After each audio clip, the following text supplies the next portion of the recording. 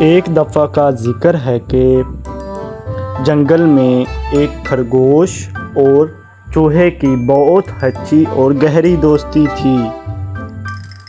وہ آپس میں ہمیشہ اکٹھا رہا کرتے تھے اور کھانے کی تلاش میں اکٹھا نکلا کرتے تھے۔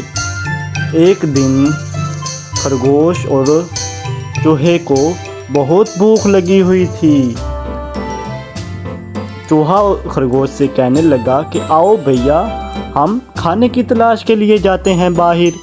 تو خرگوش نے کہا چلو ٹھیک ہے، ہم کھانا تلاش کرتے ہیں۔ پھر انہیں جنگل میں ایک جگہ پر کھانا نظر آیا۔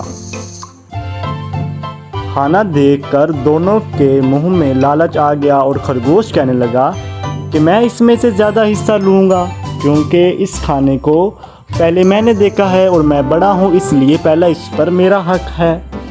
اور چوہا اس سے کہنے لگا نہیں، اس پر پہلا میرا حق ہے کیونکہ میں چھوٹا ہوں اور مجھے بھوک بھی زیادہ لگی ہوئی ہے۔ اسی بات پر کافی دیر تک دونوں میں کہا سنی ہوتی رہی۔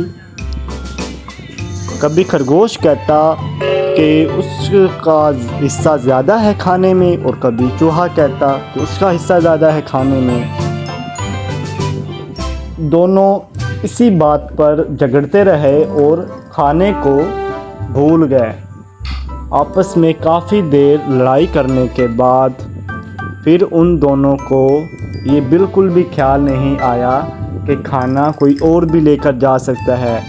اچانک وہاں پر ایک شیر آ گیا اور شیر کو دیکھ کر وہ دونوں بہت ڈر گئے اور ان کو کھانا بھول گیا اور وہ جلدی سے وہاں سے بھاگ نکلے اور شیر وہ سارا کھانا خود کھا گیا۔